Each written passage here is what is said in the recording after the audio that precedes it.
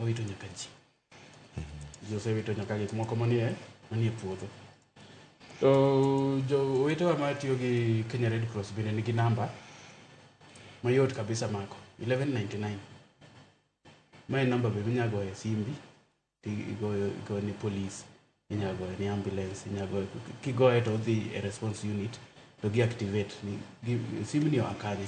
En e gweng' kamoro mopondo, en kama nade, to kuonde te nyalo chopo nikech sechegi kata police nigi ndege, jolweny be nigi ndege, private ambulances moko be nitie man gi ndege, man nigi teko mar chopo kuonde ma remote kabisa, to nya konyo. Koro lony ma nyasani ni osekonyo mathoth, to pod itiyo kode, to pod wabiro tiyo kode mondo wane kaka wanya konyo mondo res joma ohinyore e pi. To mano bende mano karang mana ka itiyo kod mbui kendo kaka itiyo kod yo makare mondo mi okel resruok ne oganda ma opogore. To koro e kinde ma gigi timore, nitie gik moko ma jopiny timo makare, ma jopiny ok tim makare. Un e jolony mantiere kar ka.